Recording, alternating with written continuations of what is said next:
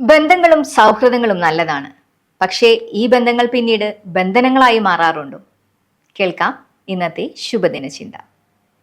നമസ്കാരം, ഞാൻ കവിത Kannan. Daily news ശുഭദിനത്തിലേക്ക് സ്വാഗതം. ഡെയിലി ന്യൂസ് ശുഭദിനം നിങ്ങൾക്കായി അവതരിപ്പിക്കുന്നത് അമൃത്വേണി ഹെയർ എലിക്സിയർ.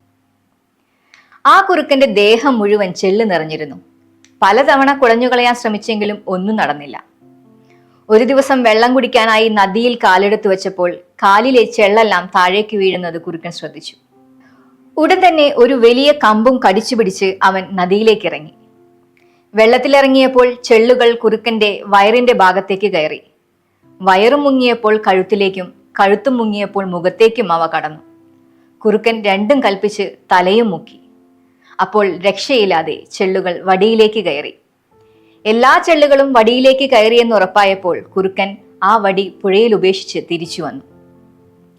ഉള്ളു കാർന്നെടുക്കാൻ ശ്രമിക്കുന്നവരെ അകറ്റാൻ ശ്രമിച്ചാലും അകമ്പടി സേവിച്ച് അവർ വരും. നിഗൂഢ താല്പര്യങ്ങളായിരിക്കും പലപ്പോഴും അവരുടെ ലക്ഷ്യം.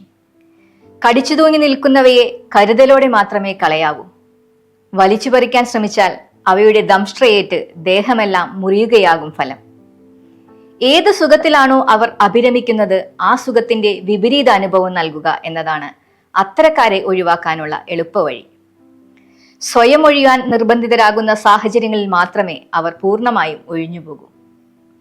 നമ്മുടെ ബന്ധങ്ങളിലും സൗഹൃദങ്ങളിലുമെല്ലാം കൃത്യമായ ഇടവേളകളിൽ ഇത്തരം പരിശോധനകൾ നടത്തുന്നത് നല്ലതാണ്. സ്വന്തം ആത്മാവിനെയും ശരീരത്തെയും നശിപ്പിക്കുന്ന എന്തെങ്കിലും കണ്ടെത്തിയാൽ അത്തരം ബന്ധങ്ങൾക്ക് പൂർണ്ണ വിരാമമിടാൻ നമുക്കാകണം.